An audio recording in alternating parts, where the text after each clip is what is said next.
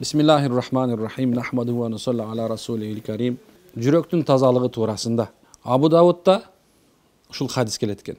Пайгамбар саллаллаху алейхи вассалам ар дайым дуа кылат экен.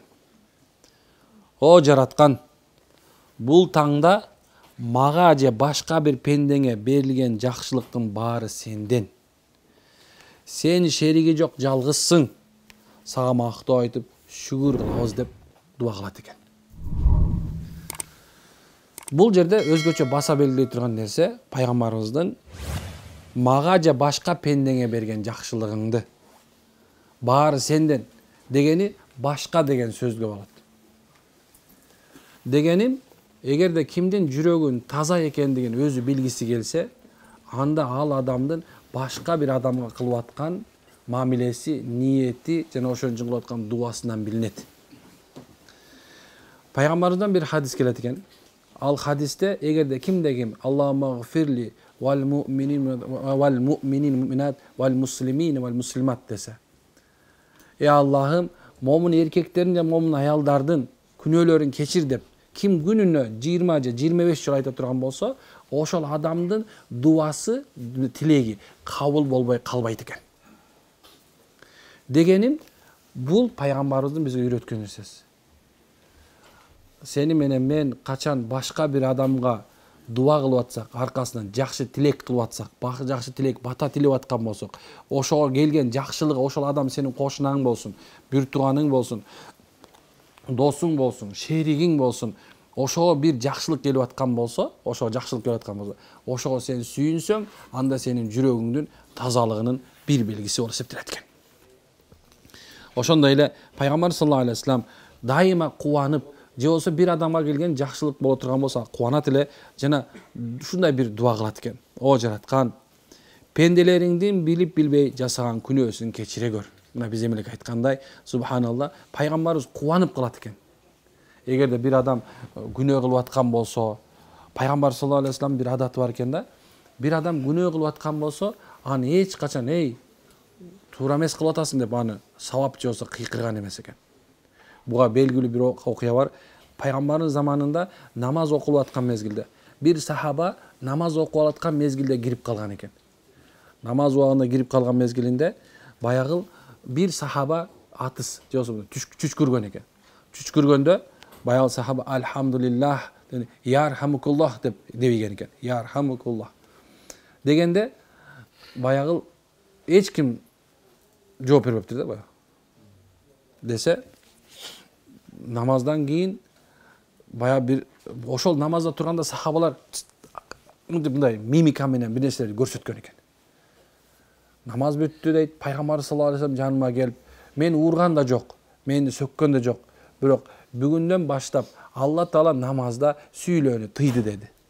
Карасаң, бая сахаба эмне дейт экен? Пайгамбар саллаллаху алейхи вассалам мени урушкан да жок, мени сөккөн да жок, мени чапкан да жок деп экен.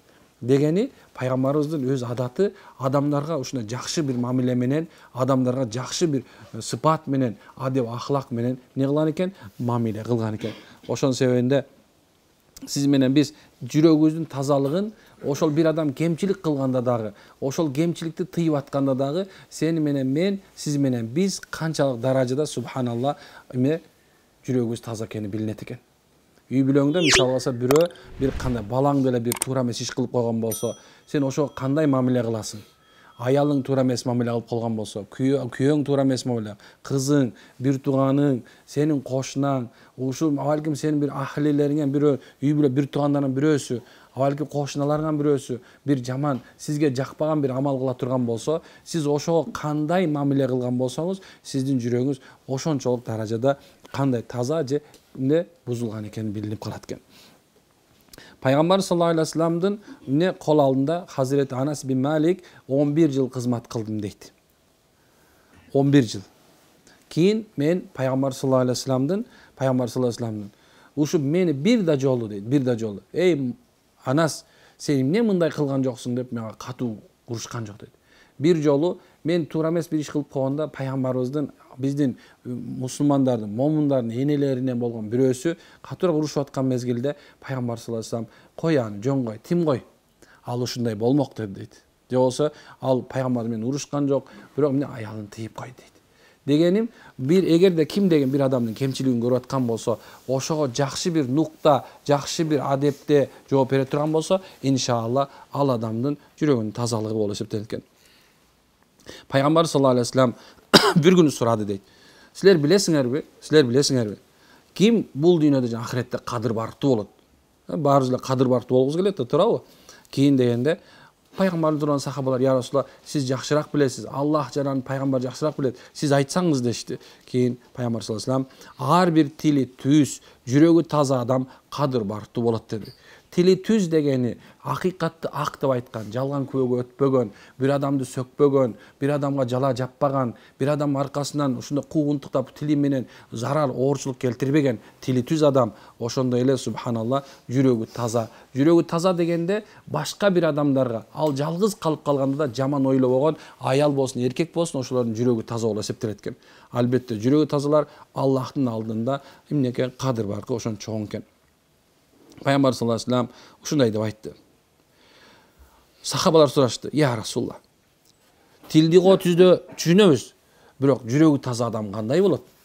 Дегенде пайгамбар саллаллаху алейхи вассалам: "Ат-тақва. Кудайдан корккон. Кудайга шерик келтирбеген, мисал алса. Кудайы аны дайыма көзөмөлдөп турат деп жүрөгүндө коркунучу бар адамдар. Таквачылык ушул туугандар. Эгерде кимдегин бир ар күнөө кылып атып, ошону кылардын алдында ушу мени Аллахым карап турат да дей турган болсо, ушул адам таква болуп эсептелет. Намаз окубай калса, намаз убакыты өтүп барса, кантип жооп берем эртең?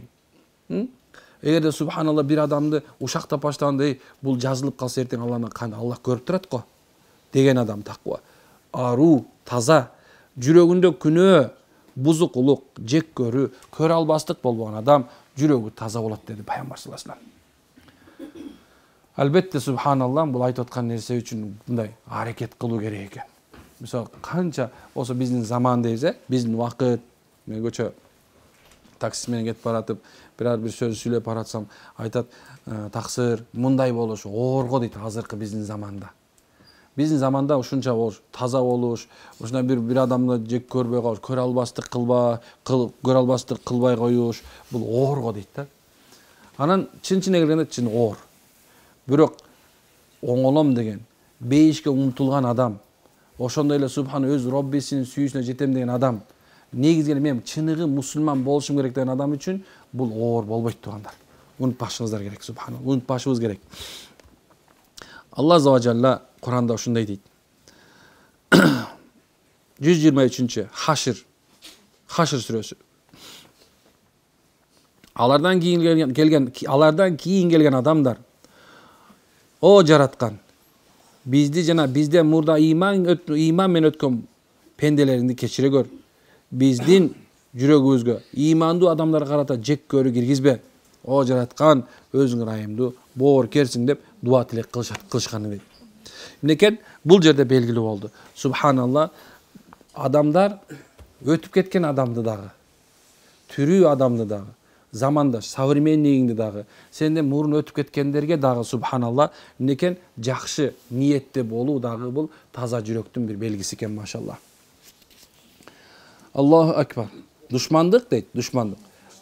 Адамдын жүрөгүнө душман дайыма кол салып турат экен. Ал душман шайтан экен. Шайтан ушундай кылат экен. Пайгамбар саллаллаху алейхи айтат: "Шайтан бул чөлкөмдөгү намаз окуучуларды айкелдерге сыйындыруудан үмүтүн үздү." Жоксо ширк кылдыра албайт экен бизди азыр. Бирок алардын жүрөгүн бири-бирине душмандыктарын али үмүт үзө элек. Душмандык кылып коюштан али дагы болсо үмүт үзө элек дейт. Кандай? Жүрөктү шайтан башка эч нерсеге киришпейт. Сен менен менин оокаты менен тиеши чуган. Ал субхан башка нерсенин иши жок. Бизди бир эле нерсе бар, велосипед менен кетип баратканда дөңгөлөгүңө баягы тактай сынып салып ийсе жыгасың го, ошончо эле жыккысы келип турат дайыма. Ал үмүтүнүздү дейт. Биз азыр башка кудайга сыйынып кете албайбыз. Аллах дейт, ла илаха иллаллах деп айтат экенбиз баарыбыз, туурабы? Ла илаха иллаллах деп айтабыз. Бирок ал бизди дайыма душмандыкка үгүттөп турат экен. Ай ушу сенин бир тууганың сага бир жакшылык каалабайт дейт го. Ай ушу сага кошунаң бир жакшылык каалабайт. Ай ушу аялың сага өмүр бир жакшылык каалабайт. Ай ушу күйөөңдүн энеси сага жакшылык каалабайт дегендер го. Ай ушу кудагыйың чотто не то дейт го. Дайыма адамга жүрөгүнө күмөн салып турат. Дайыма тамызып турат. Ошондон үмүтүн үзө элек дейт. Шайтан үмүтүн үзбөйт. Эмне үчүн десе, ал биздин жүрөгүбүздө болот. Пайгамбар саллаллаху алейхи айтат, инсандын дейт, инсандын денесинде бир некен үзүм бери эт бар дейт. Эгер ошол оңолсо дейт, бүт денеси оңолот дейт. Эгер ошол бузулса, бүт денеси бузулат дейт. Ал жүрөк деген пайгамбар саллаллаху алейхи вассалам. Жүрөк бул падыша экен. Ошол падышанын, мисалы азыркы заманда деле карасаңар, эгер падыша бир башка чоң бир мамлекеттин кайсысын караганын билип койсо болот туурабы? Ошока көбүрөөк барат. Ошонун айтканы менен болот туурабы?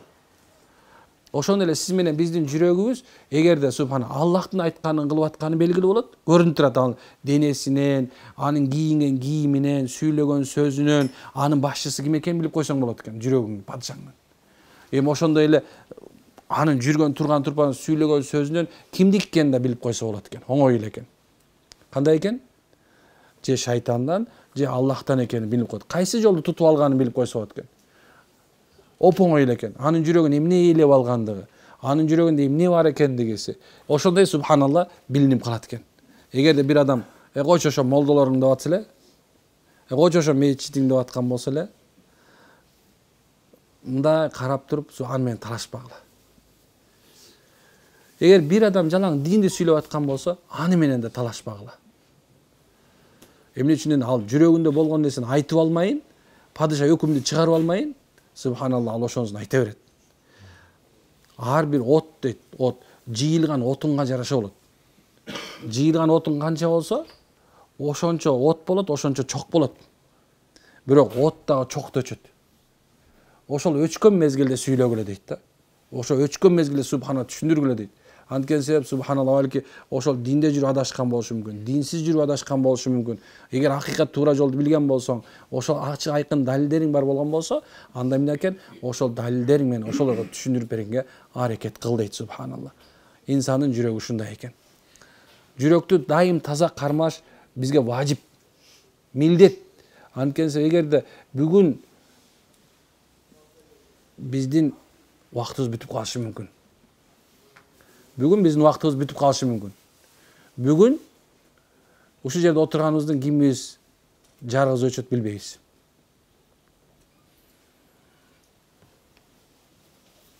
Кимдин мындай айтканда зарядкасы канча калганын билбейбиз да. Бирөөнүкү азыр 100% болду, машалла, 100% менен турат. Меники 91 экен бул жерде. Бул канчага жетет? Ошондой эле адам деле өзү зарядкаланган сыяктуу да.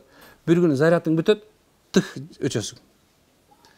Эми ошол субханалла по максимуму, ушул сен өзүңдү максимум колдонгонго аракет кылышың керек. Анткен себеп субханалла бул эгерде жакшы өчө турган болсо, өчөдө керек болсо мунун эмеси эмне болуп калат? Мындай бир запчастка жарайт. Эгер жарылып кете турган болсочу, эчтекеге жарабайт да турабы? Ошондой эле инсан дагы субханалла өзүнүн жүрөгүн тазаласын. Ошол эмнеге кайсы Алла Таала койгон заряд канчага чейин кайсы убакыт өчөрүн билбейт. Ошо себептен бейишке тазалар гана кирерин унутпашыбыз керек. Тазалык ыймандан деген сөз да бир мааниси бар. Бул балки колду жуу, дене мүчөнү таза кармап жүрүү, мындай кийимди таза кармоо, үйүңдү таза кармоо, айдап жүргөн машинеңди таза кармоо, балки бараткан жолуңду таза, экологияңды таза кармоо деп кете бересиң. Толтура. Тазалык бул ыйман, бирок ошонун бирөөсү жүрөктүн да тазалыгы бар экен субханалла. Бейишке тазалар гана кирет. Бейишке тазалар гана. Кимдерсе жүрөгү тазалар экен, машалла. Алхамдулилла, вассалату вассаламу ала расулилла. Ушундай нерсе экен, урматтуу уртаган. Хадистер аябай көп. Буга эми амал кылышыбыз керек. Эгерде жашооңдо бир кандай оорчулук болгон болсо, ошо оорчулуктун себебинен Алладан үмүтүңдү үзүп салба. Пайгамбар саллаллаху алейхи вассалам 5 нерсени алдын бил деген. Ошол Ömürүң өтүп кете электен мурда ömürүңдү туура колдонуп калыш керек экен. Жашоодо болуп аткан нерсе оорчулуктарыңа, ооруп атканыңа шылтап, субханалла, сен Роббиңди унутуп калба. Анткени себеп сиз менен биздин оорубуз кыямат күнү эч нерсеге жарабай калышы мүмкүн. Бул дүйнөдөгү сиз менен биздин банкроттугубуз, бул дүйнөдө кедейчилик, ахиреттеги кедейчиликтен эчтеке жарабай калат. Бул дүйнөдөгү айрылуу, ахиреттеги айрылуудан айырмасы бар. Бул дүйнө адам бирөө менен бирөө ажырашы мүмкүн, бирөө өлүп калышы мүмкүн, аны айрылышы мүмкүн. Бирок ахиретте субханалла, бирөө түбөлүктүү тозокто, бирөө түбөлүктүү бейиште боло турган айрылуу болот. Ошол мезгилде адам кейийт. Ошол себептен Пайгамбар саллаллаху алейхи вассалам мусулмандын акыбалы кандай жакшы. Ага оорчулук келсе да шүгүр айтат, ага жеңилчилик келсе да шүгүр айтат деген. Ошол себептен субханалла шүкүр айтып, өзүбүздү оңдогонго аракет кыла берели. Жана башында айтканыбыздай, ар бир адамдын бир олиясы бар. Ниеттерди оңдойлу. Ниетибизди оңдойлу, машалла. Жетпеген нерсеге жетет. Ачка болгон курсак тоет. Кедей болгон адам бай болот. Ооруган адамга шипа болот. Сөзсүз бул нерсенин баары бар. Бир жаманчылыктын аркасында эки жакшылык бар. Эч качан үмүтүңүздү үзбөшүң керек. Эгерде кимде үмүт үзүлгөн болсо, анда бул дүйнөдө анда орун жок. Үмүт үзгөндөр бул дүйнөнүн үстүндө, жер үстүндө жашай албайт. Үмүт үзгөндөр жер үстүндө жашай албайт. Жердин үстү ага мындай айтканда жердин астынан да жаман болуп кетиши мүмкүн. Ал эми үмүт кылгандар, шүкүр кылгандар, дайыма Аллах Тааладан дайыма Алладан сурап тургандар бул дүйнөнүн үстүндө сөзсүз оорчулуктун аркасында эки жакшылыкты алмайын өлбөйт.